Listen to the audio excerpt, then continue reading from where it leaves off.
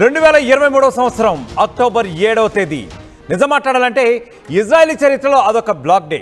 ఎందుకు చెప్తున్నానంటే దాదాపు 1350 మందికి పైగా ఇజ్రాయేలీలు ఆ రోజు హమాస్ ఉగ్రదాడులకి హతమైనటువంటి రోజు. దానికి సంబంధించిన బ్రేకింగ్ న్యూస్ నేను ఇప్పుడు చెప్పబోతున్నాను. గాజాపై ఇజ్రాయెల్ వైమానిక దాడులు దానికి ప్రతీకార చర్యగా కొనసాగుతూనే ఉన్నాయి. ఇజ్రాయెల్ దాడుల్లో హమాస్ కీలక నేత ఇప్పుడు హతమైనట్లుగా తెలుస్తోంది. నేను ఇందాక డేట్లు ఎందుకు చెప్పానంటే ఆ రోజు ఏ రోజైతే చీకటి రోజు అని చెప్పుకున్నామో ఆ రోజున ఉగ్రదాడులు ఎంత మారణకాండ జరిగింది ఇజ్రాయెల్లో. ఆ మారణకాండకి కారణభూతమైనటువంటి ఒక కీలక నేత హతమైనట్లుగా తెలుస్తోంది. హమాస్ కోఫౌండర్ హకామ్ మహమ్మద్ ఇస్సా అల్ అస్సాను హతమార్చినట్లుగా ప్రకటించింది ఇజ్రాయెల్ సైన్యం ఈరోజు. గాజాలోని సబ్రాలో జరిగిన వైమానిక దాడిలో హకామ్ మృతి చెందినట్లుగా తెలుస్తోంది. 2023 అక్టోబర్ 7వ తేదీన నేను ఇందాక చెప్పినట్లుగా ఇజ్రాయెల్పై హమాస్ దాడికి పాల్పడింది, మారణ హోమం సృష్టించింది. వందలాది మంది ఇజ్రాయేలీలు ఆ రోజు హతమైన రోజు. హకామే స్కెచ్ వేసి ఈ ప్రణాళికనంతా కూడా ఈ ఉగ్రదాడులంతా కూడా హతమార్చినట్లుగా తెలుస్తోంది. అంటే ఉగ్రదాడులన్నీ కూడా ప్లాన్ చేసి అమాయకులైనటువంటి ఇజ్రాయెల్ను కూడా హతమార్చినట్లుగా తెలుస్తోంది. ఇది అమలు చేసినట్లుగా గుర్తించారు కూడా. సో టెల్ అవీవ్ పైన కూడా దాడుల్లో ఈ హకామ్ హస్తం బాగా ఉందని వెల్లడి చేసింది ఈ ఇజ్రాయెల్. అలాగే గాజా స్ట్రిప్లో హమాస్ బలగాలను తయారు చేయడం, అలాగే వారికి శిక్షణ ఇవ్వడం, అంటే ఉగ్రవాదంలో ముఖ్యంగా శిక్షణ ఇవ్వడంలో హకామ్ మహమ్మద్ది కీలక పాత్ర పోషించినట్లుగా తెలుస్తోంది. ఇతను ఇస్సా హమాస్ను నిర్వహించాడని, ఉగ్రవాదులకు శిక్షణ ఇచ్చాడని, 2023 అక్టోబర్ 7న ఇజ్రాయెల్లో జరిగిన మారణహోమానికి ప్రణాళిక వేశాడని చెప్పి కూడా మనకు తెలుస్తోంది. ఇజ్రాయేలీలపై వైమానిక నావికా దాడులకు అతను నావికత్వం వహించాడని, ఈ దాడిలో మొత్తం 1320 మంది ఇజ్రాయేలీలను చంపగా 251 మందికి పైగా బందీలుగా పట్టుకున్నారని చెప్పి తెలుస్తోంది. అల్ ఇస్సా దాడిని ప్లాన్ చేశాడని, ఉగ్రవాదులకు శిక్షణ ఇవ్వడానికి నిర్మించిన ప్రధాన కార్యాలయానికి కూడా ఇతను చీఫ్గా పనిచేశాడని ఐడిఎఫ్ పేర్కొంది. దానికి సంబంధించిన విజువల్స్ మనం ఒకసారి చూసే ప్రయత్నం చేద్దాం.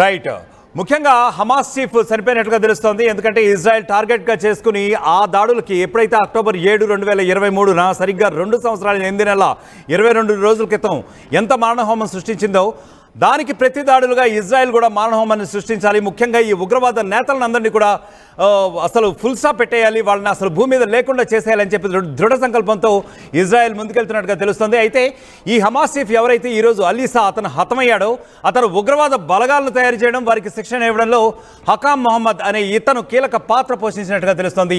దీనిపై మరింత సమాచారం యాక్చువల్గా మా ప్రతినిధి సచిన్ అందించబోతున్నారు. సచిన్, చెప్పండి, కీలక నేతలందరూ ఒక్కొక్కరుగా హతమవుతున్నారా? ఎందుకంటే ఇజ్రాయెల్ ప్రతిజ్ఞ చేసినట్లుగా మీ దగ్గర ఉన్న అప్డేట్ ఏంటి?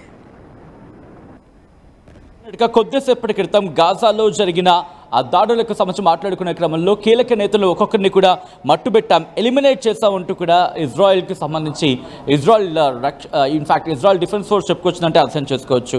ఈ నేపథ్యంలోనే ఇజ్రాయెల్కి సంబంధించి ఫౌండర్గా చెప్పుకుని హకామ్ మహమ్మద్ ఇస్సా అల్ హస్సాను హతమార్చినట్లు ఇజ్రాయెల్ సైన్యం చెప్తున్న సందర్భం. ఇక్కడ ఇంట్రెస్టింగ్గా మాట్లాడుకుంటే అక్టోబర్ 7, 2023 నుంచి దాడులు మొదలుపెట్టిన క్రమంలో కీలక నేతలు ఒక్కొక్కరిని కూడా హతమార్చుకుంటూ వచ్చింది. దీంట్లో హమాస్ చీఫ్ యహ్యా సిన్వర్కి సంబంధించి ఎక్కడున్నాడో కనుక్కొని మరి వెళ్ళి కొట్టిన సందర్భం, ఇరాన్కి సంబంధించి వెళ్ళిన సందర్భం, యహ్యా సిన్వర్తో కావచ్చు, హెజ్బుల్లా చీఫ్ కావచ్చు, ఇలా చీఫ్స్ ఒక్కొక్కరిని కూడా హతమార్చిన సందర్భం ఐడిఎఫ్కి సంబంధించి మాట్లాడుకున్న సందర్భంలో కేవలం అక్కడితో ఆగిపోలేదు. ఎవరైతే కీలక నేతలు ఉన్నారో వీళ్ళందరూ కూడా ఒక్కొక్కరిని మట్టుబెట్టింది. ఆ తర్వాత సలీహ్ రౌరీ కావచ్చు, లేకపోతే హెజ్బుల్లా నిఘా చీఫ్గా మాట్లాడుకుని అబ్బాస్ అల్ హసన్ వాహబీ కావచ్చు, ఇలా వీళ్ళొక్కొక్కరిని కూడా మట్టుబెట్టుకుంటూ వచ్చింది. మొత్తంగా ఈ దాడులకు సంబంధించి ఒకటే చెబుతోంది, ఎందుకంటే ఇరాన్కి సంబంధించిన ఎరికి ఇప్పుడు అటాక్ చేసే అవకాశం లేదు. ఎందుకంటే ఒకవేళ ఇరాన్కి సంబంధించి పూర్తి స్థాయిలో అటాక్కి దిగితే కనుక అమెరికా నుంచి అక్కడ అబ్జెక్షన్ వచ్చే అవకాశం ఉంది. కాబట్టి ఈ నేపథ్యంలోని నేరుగా రంగంలోకి దిగుతోంది ఇజ్రాయెల్. ఎవరెవరిని కొద్ది రోజుల క్రితం చూసాం హెజ్బుల్లాకి సంబంధించి లెబనాన్లో హెజ్బుల్లా మీద దాడులు చేసిన క్రమం, ఆ తర్వాత హమాస్కి సంబంధించి గాజాలో దాడులు చేస్తోంది. ఇక యెమెన్లో హౌతీల మీద దాడులకు తెగబడుతున్న ఆ విజువల్స్ మనం కూడా చూసాం.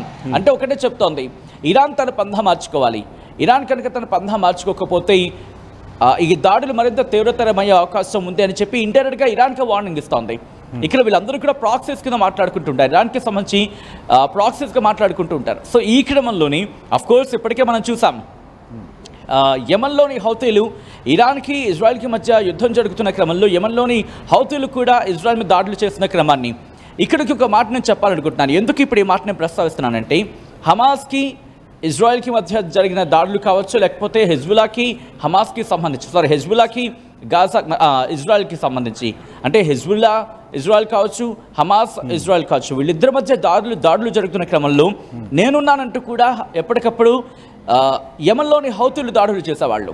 ఈ క్రమంలోని ఒక టైం చూసుకొని వాళ్ళ మీద కూడా దాడులు చేసేది ఇజ్రాయెల్.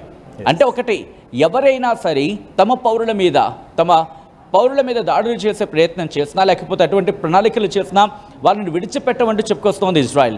మొసాద్ కూడా అదే వ్యూహంలో వెళ్ళింది. ఇరాన్లోకి వెళ్ళి కొంతమంది కీలక నేతలని మట్టుబెట్టిందంటే అర్థం చేసుకోవచ్చు. ఇరాన్లో దాక్కున్న వాళ్ళని, ఇరాన్లో ఎక్కడున్నారో కనుక్కొని మరి వాళ్ళని లేపేసిన సందర్భం మొసాద్ విషయంలో. అట్ ద సేమ్ టైం ఇటు హెజ్బుల్లాకి సంబంధించి కూడా హమాస్ కీలక నేతలని హెజ్బుల్లాకి సంబంధించి అంటే లెబనాన్లోకి వెళ్ళి అక్కడ వాళ్ళ స్థావరాలలోకి వెళ్ళి వాళ్ళని పట్టుకొని మట్టుబెట్టిన సందర్భం. డ్రోన్స్ను ఉపయోగించింది, మొసాద్ లాంటి వాళ్ళ ఇంటెలిజెన్స్ విభాగాలను ఉపయోగించింది ఇజ్రాయెల్ అంటే అర్థం చేసుకోవచ్చు. ఇప్పుడు ఈరోజు జరిగిన దాడికి సంబంధించి కూడా అటువంటి దాడి, అంటే వీళ్ళు ఎక్కడ ఉన్నారు, ఏ సందర్భంలో ఉంటున్నారు, ఎక్కడెక్కడ ఉంటున్నారు, ఎలా ఉంటున్నారు అనే అంశానికి సంబంధించి రిమెంబర్ గత 2 వారాల క్రితం, ఒక 2 వారాల వ్యవధిలోనే, అంటే ఇరాన్ ఇజ్రాయెల్కి మధ్య యుద్ధం పతాక స్థాయికి చేరుకునే కన్నా కొద్ది రోజుల క్రితం చూసుకుంటే అప్పుడు ఒక హాస్పిటల్కి సంబంధించి ఒక హాస్పిటల్కి సంబంధించి ముందు ఇలా ఒక ఫ్లోర్లో ఉన్న ప్రాంతం మీద దాడులు చేసింది, మిజైల్ అటాక్ చేసింది.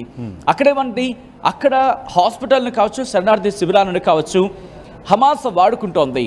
హమాస్ వాటిని కేంద్రాలుగా చేసుకొని వాళ్ళ కార్యకలాపాలను నిర్వహిస్తోంది అనేది ఇజ్రాయెల్ మాట. ఈ నేపథ్యంలో మేము వాళ్ళకి బాంబులతో కావచ్చు, లేకపోతే మిజైళ్లతో కావచ్చు, లేకపోతే ఎయిర్ స్ట్రైక్స్ చేసామంటూ కూడా ఇజ్రాయెల్ స్వయంగా చెప్పుకొచ్చింది. అయితే ఆ ఘటనకి ఒక వారం రోజుల ముందో లేకపోతే 10 రోజుల ముందు ఆ ఘటన జరిగిందో చెప్పుకొచ్చింది, అసలు ఏం జరిగింది అక్కడ అంటూ కూడా. బట్ టార్గెట్ ఎందుకు చేస్తామనేది మాత్రం సబ్జెక్ట్ అక్కడ క్లారిటీ ఇచ్చింది. దాంట్లో కీలకమైన నేతలను మట్టుబెట్టామంటూ కూడా చెప్పుకొచ్చిన సందర్భం. వాళ్ళు హాస్పిటల్కి సంబంధించి హాస్పిటల్ దగ్గర ఉన్న సొరంగాలని లేకపోతే ఈ ప్రాంతాలని పూర్తిగా ఆధీనంలోకి తీసుకొని దాడులకు దిగుతున్నామంటూ కూడా చెప్పుకొచ్చిన సందర్భం ఉందని ఇక్కడ భావించాలి. అఫ్కోర్స్ అంటే ఎందుకు దాడులు చేస్తున్న అంశానికి సంబంధించి క్లారిటీ ఇస్తోందని చెప్పుకోవచ్చు యజ్ఞ. రైట్ సచిన్, అంటే ఇది ఒక రకంగా ఇరాన్కి కూడా ఇండైరెక్ట్గా ఉంది, డైరెక్ట్ వార్నింగ్ అనుకోవచ్చా? ఎందుకంటే బికాజ్ ఇజ్రాయిల్ అనేది యాక్చువల్ ఇటువైపు నుంచి ఒక పక్కన నరుక్కుంటూ వస్తూ ఉంది. రైట్, ఇరాన్కి ఇక్కడ డైరెక్ట్గా వార్నింగ్ ఇచ్చే సందర్భాలు. ఎందుకంటే ఇప్పుడు ఇరాన్ కనుక నేరుగా ఏమైనా వార్నింగ్స్ లాంటివి ఇస్తే కనుక అది మళ్ళీ అమెరికా నుంచి కాస్త అభ్యంతరం వ్యక్తే అవకాశం ఉంటుంది.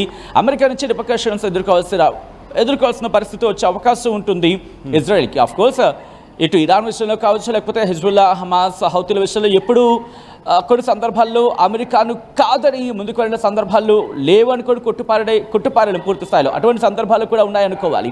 But coming back to this subject, ఈ రోజు జరుగుతున్న దాడులకు సంబంధించి నేరుగా ఇప్పుడు దాడులు చేసే అవకాశం లేదు. నేరుగా ఇరాన్కి సంబంధించి లేకపోతే ఇరాన్ మద్దతుదారులను ఇజ్రాయెల్ ఢీకొట్టే సందర్భం అఫ్కోర్స్ వాళ్ళకి సమ్వేర్ ఇంటెన్షన్ ఉన్నప్పటికీ కూడా, బట్ అమెరికా వెనకాల ఉన్న సందర్భం అంటే అమెరికా సపోర్ట్ వాళ్ళకి ఎప్పటికైనా కావాల్సిన అవసరం ఉంది కాబట్టి అమెరికా కాంటెక్స్లో ప్రస్తుతం కామ్గా ఉండాల్సిన పరిస్థితి ఉంది. బట్ వెరాస్ కమ్స్ టు గాజా కావచ్చు, గాజాకు సంబంధించి కావచ్చు, లేకపోతే మిగిలిన ప్రాంతాలు గాజా కావచ్చు, లేకపోతే లెబనాన్లోని హెజ్బుల్లా కావచ్చు, ఇటు హౌతీలు యెమెన్లో ఉన్న హౌతీలు కావచ్చు, వేళ విషయంలో ఎప్పుడు అమెరికా అభ్యంతరం పెట్టిన సందర్భాలు పెద్దగా కనిపించలేదు. ఎందుకంటే అభ్యంతరం పెడితే మళ్ళీ అమెరికాకి అది మళ్ళీ ఇబ్బంది అవుతుంది. ఎందుకంటే రెడ్ సీ ద్వారా వాళ్ళ వాణిజ్యం కొనసాగాలి కాబట్టి ఈ నేపథ్యంలో ఇక్కడ అబ్జెక్షన్ పెట్టదు.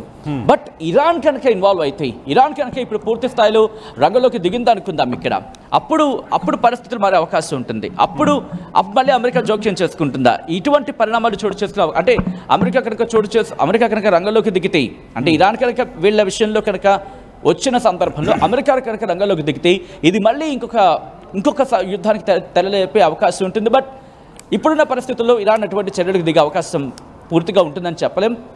అంటే ఇరాన్ పూర్తిగా దిగచ్చు అని చెప్పే సందర్భాలు చాలా తక్కువనే చెప్పుకోవాలి. బట్ ఎందుకంటే వాళ్ళకున్న ఆ న్యూక్లియర్ ఫెసిలిటీస్ని వాళ్ళు డెవలప్ చేసుకోవాలి.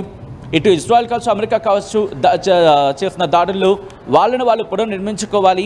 అమెరికాకు సంబంధించి కూడా ఏదో మద్దతు అనే ఒక మాట వినిపించిన సందర్భం ఉంది. కాబట్టి అమెరికా ఇప్పుడు అంత వేగంగా ఇరాన్తో కాన్ఫ్లిక్ట్లోకి ఇంకో కాన్ఫ్లిక్ట్లో దిగే అవకాశం ఉంటుందని చెప్పి మనం భావించలేం. ఇన్ని ఉన్నాయి కాబట్టి ఇది ప్రస్తుతానికి మాత్రం గాజాకి, లెబనాన్కి, అట్ ద సేమ్ టైం యెమెన్కి ఇక్కడికే పరిమిత అవకాశం ఉందని చెప్పుకోవాలి. యజ్ఞ రైట్ సచిన్, థ్యాంక్ యూ. మొత్తానికి గాజాపై ఇజ్రాయెల్ వైమానిక దాడులు ఇంకా కొనసాగుతూనే ఉన్నాయి. ఇజ్రాయెల్ దాడిలో హమాస్ కీలక నేత అతను హతమైనట్లుగా తెలుస్తోంది. Hamas co founder Hakam Mohammed Issa Al హసాను హతమార్చినట్లుగా ప్రకటించేసింది ఇజ్రాయెల్ సైన్యం. అయితే ఈ మరణహోమం అంటే ఇది ఉగ్రవాద నిర్మూలన ఎప్పటికీ జరుగుతూనే ఉంటుందని చెప్పి డైరెక్ట్గా వార్నింగే ఇచ్చింది ఒక రకంగా హమాస్కి ఇజ్రాయెల్ సైన్యం.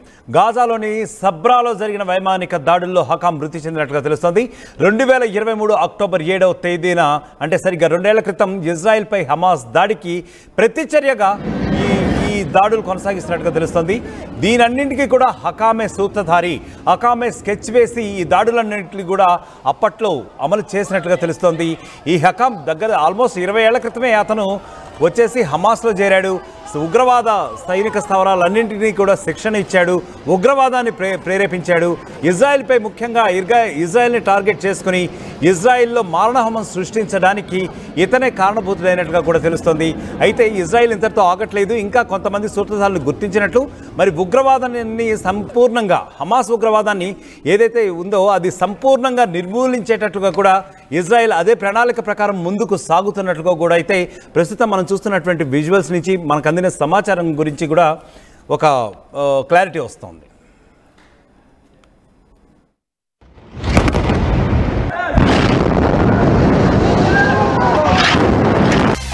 కేజీకి అర కేజీ శారీస్ ఫ్రీనా? ఏం కొన్నావురా? అమ్మకి 10, అత్తమ్మకి 6, అమ్మమ్మకి 4 కేజీలు చీరలు మామా. అబ్బో, ఇక్కడ కేజీ చీరలు కొంటే అర కేజీ చీరలు ఫ్రీ అంట. Churidar, men's wear, kids wear 1+1, 2+1 మస్తు ఆఫర్లు ఉన్నాయి. మరి ఇంకా మాంగళ్య ఆషాఢం కేజీ సేల్ అంటే తెలుసు కదా. మాంగళ్య షాపింగ్ మాల్ కేజీల్లో సేల్, టన్నుల్లో ఆనందం. తెలుగులో న్యూస్ కి ఫాస్టెస్ట్ యాప్ ఇప్పుడు టోటల్లీ న్యూ అవతార్లో జస్ట్ 5 seconds లో కంప్లీట్ న్యూస్. సోషల్ మీడియాలో ట్రెండ్స్ కి one stop solution. Live TV app voice search option తో ఇప్పుడే డౌన్లోడ్ చేయండి లేదా అప్డేట్ అయిపోండి. యాప్ లింక్ డిస్క్రిప్షన్ లో ఉంది.